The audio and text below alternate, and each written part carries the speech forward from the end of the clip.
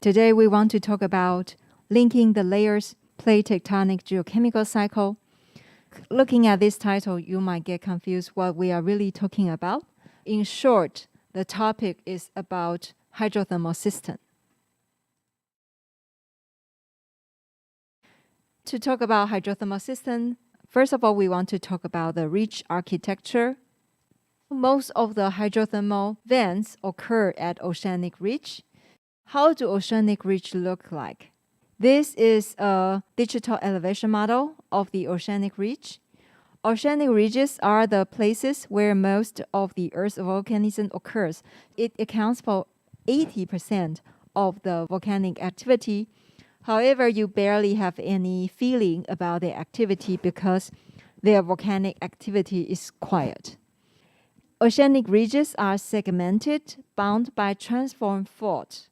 These are segments of ridges, and they are bound by transform faults. We will talk about this later. Ridge volcanoes are referred to by the names of segments. When we study oceanic ridge, we will give each of the segment names. Sometimes it's a real name like a rainbow, lucky strike, and sometimes it's just latitude, like 9 degrees south or 30 degrees north. This is transform fault. Here, with this cartoon, we want to show you the difference between conventional strike slip fault and transform fault. This one is easy to understand. We have two blocks and fault in between. If we set A, B, C as the reference point, when the strike slip fault moves, the ABC here and there, they will all move relative to each other. So this one is easy to understand. This is the case of transform fault. We have a fault here, so the fault is this one. This is the ridge. We have the reference points A, B, C. When the transform fault moves, this will happen. You might have the feeling that it's difficult to understand what is really going on by looking at the graph here.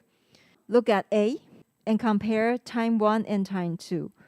A actually did not move, and C also did not move. What really moved is B, the B transect which cut across the transform fault, and the reason why B moved is because of the spreading activity of the ridge. So in transform fault, the motion is restricted to a specific segment, not the full fault.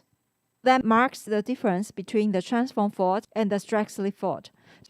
Each ocean has its own oceanic ridge, but they have different behavior. One category is the fast spreading ridge. How fast is it? 10 centimeters per year, about this width. They move this distance per year. Their physical appearance is long, narrow volcanoes, like this one. This is a little bit like our coastal mountain range.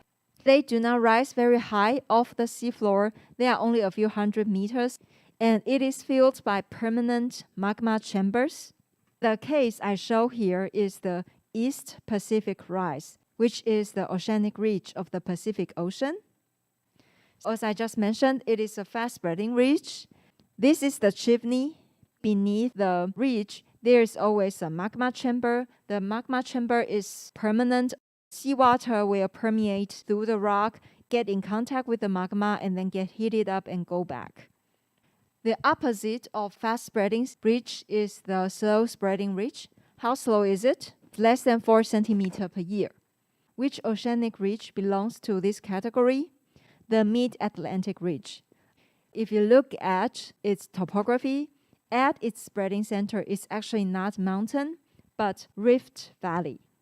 It has long, narrow rift valleys with steep walls. Along the steep wall, there is deep faulting. There are faults developing along the rift walls. And the shallow magma chambers are ephemeral or absent. Ephemeral means it's only present for a short period of time. So it's like here. At the spreading center, the magma chamber is ephemeral or absent. Therefore, you don't have constant magma supply. When you don't have magma supply, the lithosphere will get more brittle. It is easy for the fault to develop, and the fault will cut deeply into the crust. When this happens, seawater can permeate through the fault into the crust and then get heated back. Now you have the basic idea, the difference between the Mid-Atlantic Ocean ridge and the East Pacific rise. Now we want to talk about the hydrothermal circulation at spreading center. This is the essence of hydrothermal fluid circulation and deeply affect the seawater chemistry. Is there any structured knowledge to understand hydrothermal circulation? Yes, so that's what I'm going to show you now. If you want to understand hydrothermal system, you need to have this image in your mind. Most people will just look at this, which is the hydrothermal chimney. But this is the final result of the whole circulation. We are going to go through the 4 parts. The essence of hydrothermal fluid chemistry is water-rock interaction. Elsewhere of the earth, for example, like in seawater or in river, you don't see such severe or extreme water-rock interaction. In hydrothermal system, because the rock is heated. When the rock is heated, its behavior is different from cold rock. In cold rock, you will see weathering, but it's a very slow process. In hydrothermal system, water-rock interaction is greatly accelerated by heat. So you will see tremendous change in chemical composition from here, where the fluid starts as seawater, to here, where the fluid ends as hydrothermal fluid. So there is a big change from here, the input, to here, output. How is it changed? We will go through the 4 major points here. The first one is sulfate precipitation. In seawater, these are our major cations. For the major anion, you probably are not that familiar with it. The major anion is not what many professors love to talk about in this department. It's not bicarbonate. The major component is chloride and sulfate. Chloride, it is relatively inactive. But sulfate is an active component. You can think of this as catchment. This is the recharge zone of the hydrothermal system.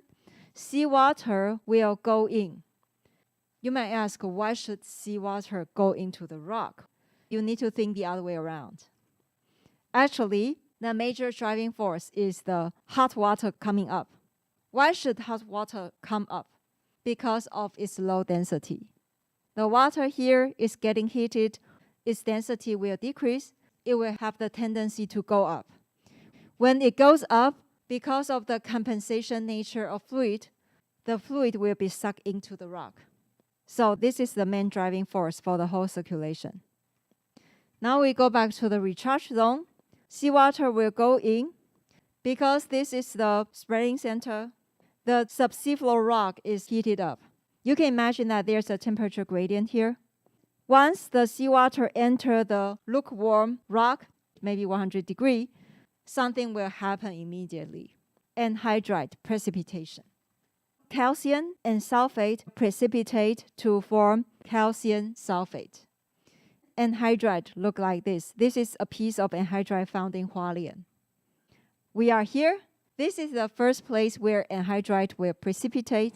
For the whole hydrothermal system, there is another place where anhydride will precipitate. Here, at the discharge zone, the chimney. This is the place where scientists usually go to. They will look for chimneys and sample the chimney. A major component of the chimney is anhydride. Whenever you see the whitish material, it is anhydride. This is usually from chimney of high temperature vent. It's a very common chimney constituent. The question is why? Why should we see anhydride here and there? The answer to that question is this is controlled by solubility. Seawater contains a mixture of cations and anions. Usually our daily experience is if you cannot dissolve enough sugar in your drink, what you can do is you can heat your drink up, then you can dissolve a lot of sugar in your drink. With rising temperature, the solubility of certain compounds should increase. When the environment conditions change, for For example, evaporation. Cation and anion will combine to form mineral following the reverse order of mineral solubility. For example, when you go to the salt pond, the water is gradually evaporates away. You will start to see salt crystal, and the crystal do not just form randomly. There is an order of crystallization. And the order of crystallization will follow the reverse order of mineral solubility. If a certain mineral has very high solubility, it will be the last one to precipitate. This is the solubility of common mineral. If now we dry a part of seawater, they will precipitate in this order, in reverse order. The most soluble compound is magnesium sulfate. Its solubility is extremely high. A liter of water is 1,000 grams, and 1,000 grams of water can dissolve 865 grams of this compound. So that's highly soluble. And the least soluble compound is dolomite. Next one, calcite, and then magnesite, and so on. So this one will be the first one to precipitate when seawater evaporates. This one will be the last one to precipitate. Our focus is anhydrite. It is in the middle. It is not particularly soluble or insoluble. However, in hydrothermal system, it will be the first one to precipitate. Why? This is because this compound has a very strange feature, retrograde solubility. As I just mentioned, our daily experience is the higher the solvent temperature is, the higher the solubility a compound will have. But when a compound has retrograde solubility, it is the other way around. This is temperature increasing in this direction, and this is the solubility measured as calcium concentration. These are calcium sulfate with different crystal water. The red one, its solubility decrease with temperature. It's a very unusual feature. These usually happen for compounds whose dissolution reaction is exothermic. Please check the term yourself, is from thermodynamics. This kind of feature is not common for natural salts except for calcium sulfate. So this is a very unusual feature for natural salt. In such system, the temperature of bottom seawater at 2,000 or 3,000 meter depths is usually 2 to 4 degrees Celsius, very cold. However, in the reaction zone, maybe 300, 400, 500 degrees Celsius, so there is a huge temperature difference. When the seawater is sucked in, it will be gradually heated up. The retrograde solubility of calcium sulfate will dictate that this should precipitate. This explains the anhydrite precipitation here. How about here? Calcium will be released from rock and go up. And seawater here has a lot of sulfate. Therefore, the calcium in the hydrothermal fluid will interact with seawater at the chimney. Outside the chimney, we have very low temperature. Inside the chimney, we have very high temperature. So there is a temperature gradient, and the chimney is usually porous. So when seawater permeates through the chimney wall, it will encounter higher temperature. And when this happens, sulfate in seawater can also precipitate out calcium in the hydrothermal fluid to form anhydrite. So whenever you see temperature gradient, you will see anhydrite precipitation here and here. Next is magnesium precipitation. Now we enter the reaction zone. Seawater is traveling all the way down to the reaction zone. How deep is that? Usually 1 to 3 kilometers deep. The temperature is at least above 300 degrees Celsius. This is the hotspot for water-rock interaction. These are the reactions that can happen here. Here I will focus on this reaction. In this reaction, the magnesium is from seawater. And basalt is made of iron silicate or magnesium silicate. When the basalt is weathered, it will also release magnesium. However, magnesium at high temperature will undergo additional reaction. Magnesium will react with basalt and water to turn it into clay mineral. This is Mount Morialonite. magnesium will precipitate as this clay mineral and release acid. Usually, this reaction is very complete. For pure hydrothermal fluid, you cannot detect any magnesium. That's how we identify whether the hydrothermal fluid sample you take is pure enough. If your hydrothermal fluid has no magnesium, super, your water has very high quality. If your water has magnesium close to seawater concentration, sorry, your sampling is a big failure. This is again at high temperature zone. In this reaction, it will release a lot of acid, and the acid will further react with basalt. This is olivine, which is magnesium or iron silicate. When olivine interact with acid at high temperature, it will release a lot of silicate and metal. This is another mineral, feldspar. When it reacts with acid, it will form kaolinite and release calcium. In this graph, it says it will release all these cations.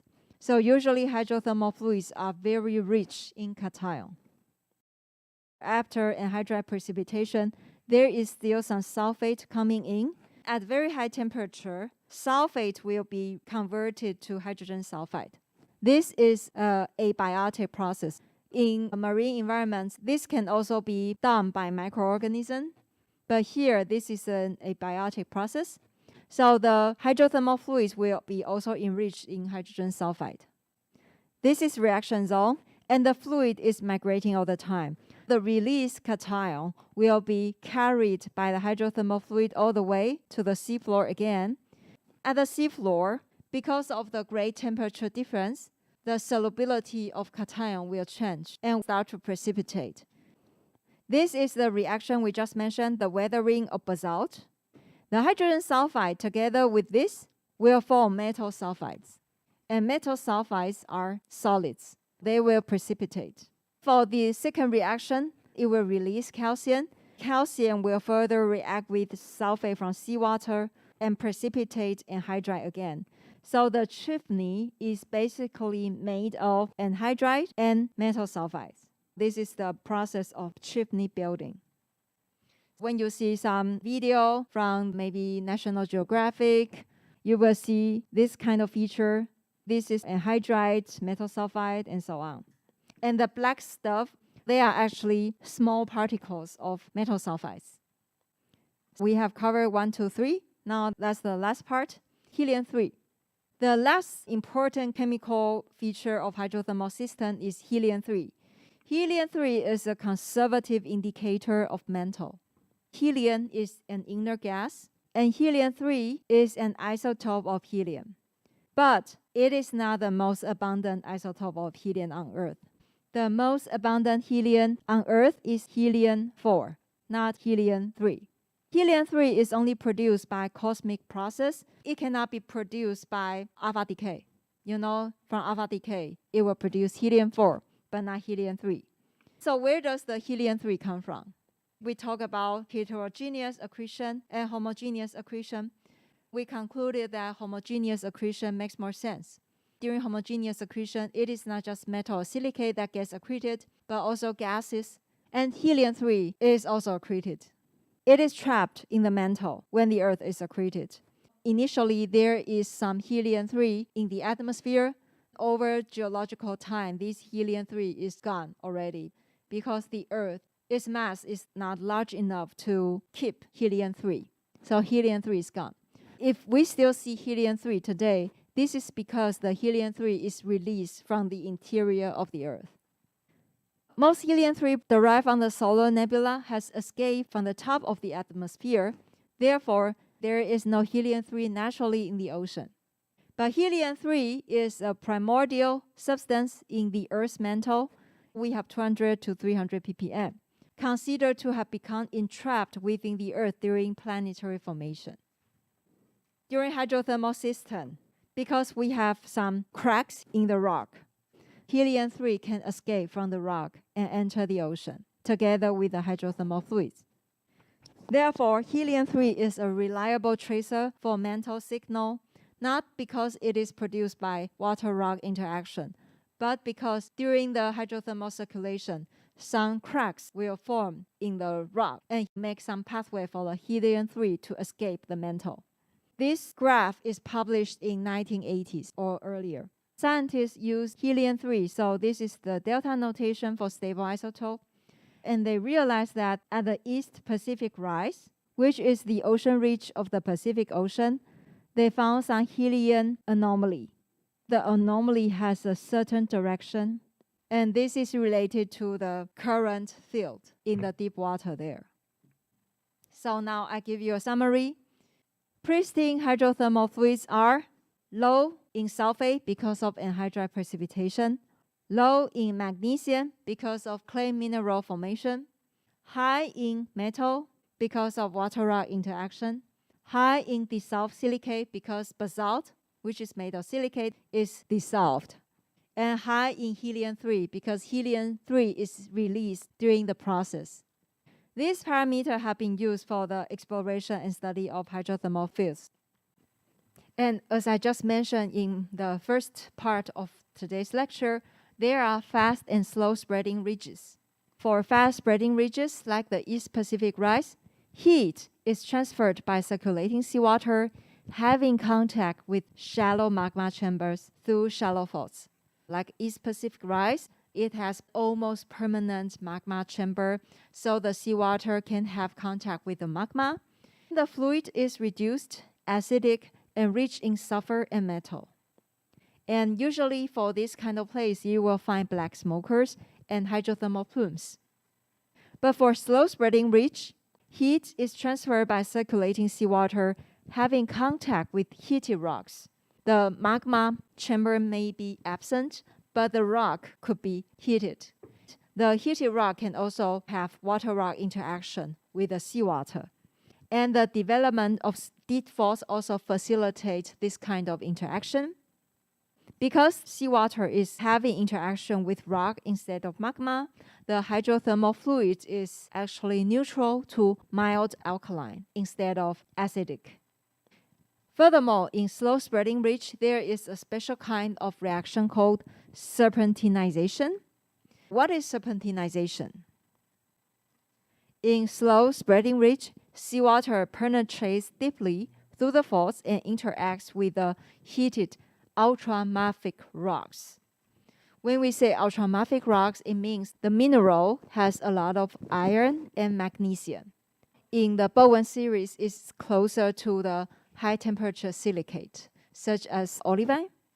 Serpentinization is the process of hydration and metamorphic transformation of ultramafic rock from the Earth's mantle. These are their typical chemical reaction. Firelight, when it interacts with water under heated condition, it will be transformed to magnetite plus silica and hydrogen. And olivine, which is also the mineral for ultramafic rocks, will interact with water and CO2 to form serpentine and magnetite and methane. If we visualize this process, this is olivine. When water is present and heat is added, it will be transformed into serpentine and magnetite.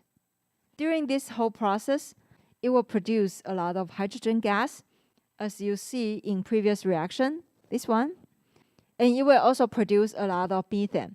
The important thing about methane and hydrogen is it is the fuel for many microbial processes. For example, methane can stimulate aerobic methane oxidation or anaerobic methane oxidation, while hydrogen is the currency for many different microbial processes. In other words, this process, which only relies on mineral, water, and geothermal heat, can stimulate a lot of microbial processes. So this process is independent from the sun. It can fuel a fully chemosynthetic community of microorganisms. In the Atlantic Ocean, serpentinization can ultimately lead to the precipitation of massive carbonate rocks. This is the bottom of an ROV. This rock is very huge. Therefore, the scientists gave it a name called the Lost City. The carbonate was precipitated after some microbial processes here. An important thing about the hydrothermal process is it will result in extensive hydration of anhydrous mineral.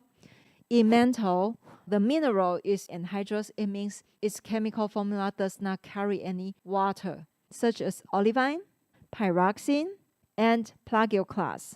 They don't have crystal water or OH group.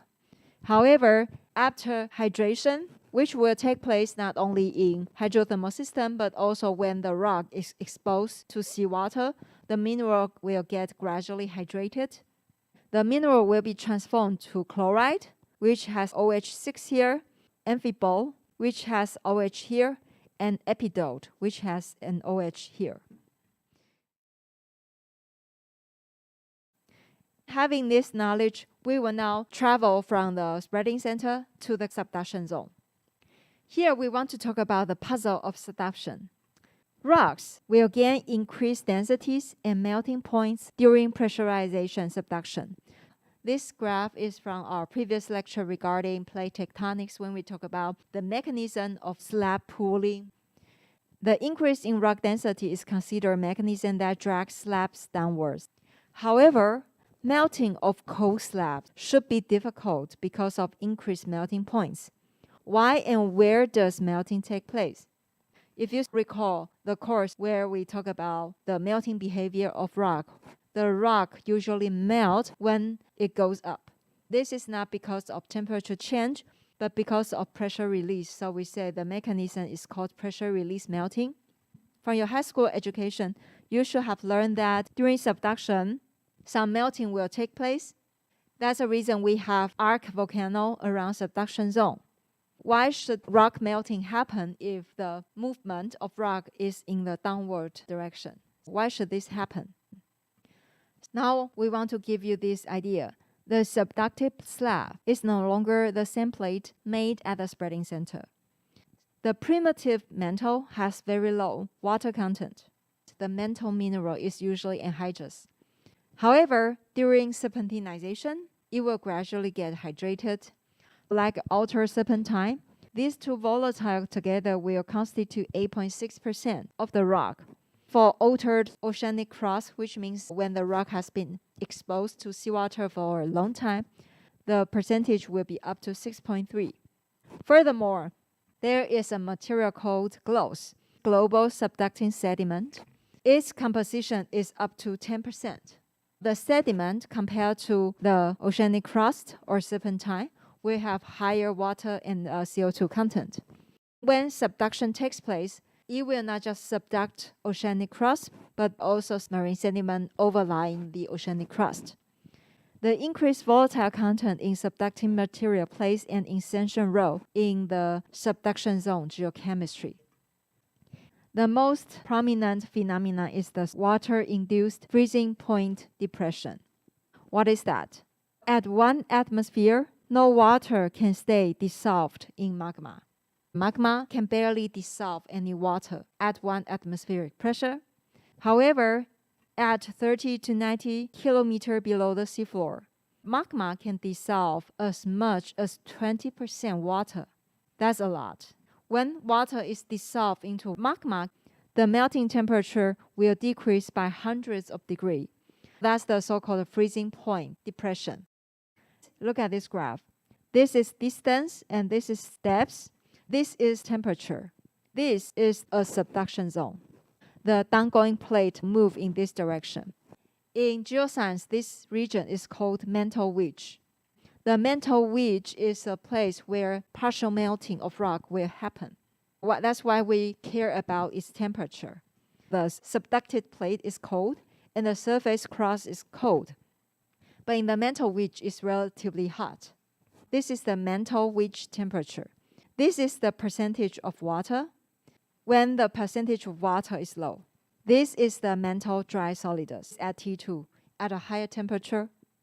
However, when the slab is subducted, the mineral will be squeezed, pressurized, and metamorphosed. The water previously in the form of OH group will be forced to leave the mineral. The water will enter the mantle wedge. The proportion of water added into the mantle wedge is at this direction. When this happens, the solidus will decrease its temperature. At this point, the melt can be produced because of the lowered solidus, which is caused by the addition of water. This explains why in the subduction zone, when the motion of plate movement is downward, rock melting can still take place. This is because of the release of water into the mantle wedge. We want to summarize with this graph. This is a subduction factory. We want to highlight the importance of water in subduction zone volcanism. When the oceanic crust is about to be subducted, it has this composition. At the top, it has ocean sediment, which contains 3 to 7% of water. It has altered oceanic crust, which has 1 to 2% of water.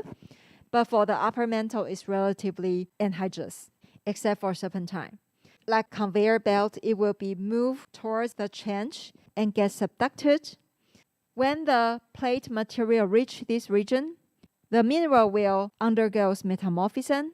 The volatile will be forced to leave the mineral. There will be degassing, basically in the form of CO2 and dewatering. The volatile will move up, and when it moves up, it will cause freezing point depression of the mantle wedge here, and this leads to partial melting. The magma now contains a lot of water and volatile. When it goes further up, it will cause explosive volcanoes, which is arc volcanoes.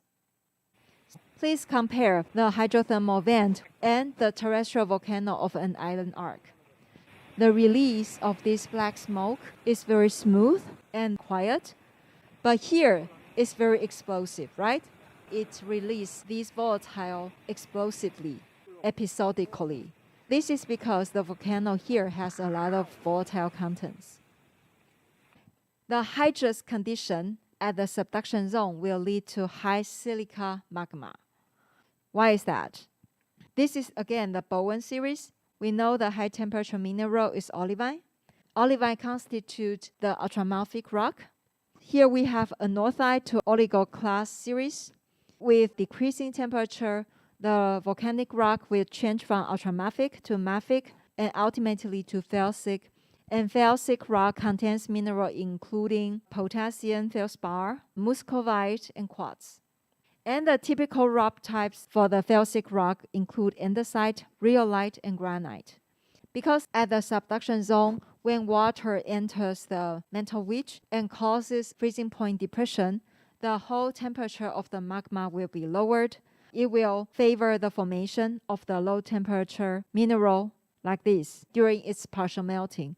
Therefore, the resulting volcanic rock will be more in the form of felsic rock. That's the reason we always say at the island volcano, the major volcanic rock type will be andesite. And andesite compared to ultramafic rock contain more silica. An important consequence of subduction zone geochemistry is the remnant water enhances mantle viscosity. During subduction, most of the water is returned to the surface via volcanic activity. However, a small fraction is introduced into the mantle. We call this remnant water. This remnant water, despite the small amount, causes the viscosity of the mantle to decrease by 1 to 2 orders of magnitude. Last week, we talked about plate tectonics, and we introduced the parameter Rayleigh number. The viscosity of mantle is 10 to the 24th times higher than water. This viscosity has been the product by the introduction of water via subduction zone. If there is no subduction, the viscosity of mantle would be even higher. And because of the continuous introduction of water back to the mantle, this permits steady active convection and exchange between Earth's interior and the surface. And this also explains why our Earth still has plate tectonics for a long time, because our neighbor, such as Venus, its plate tectonics has stopped for a long time, and our moon also has no plate tectonics.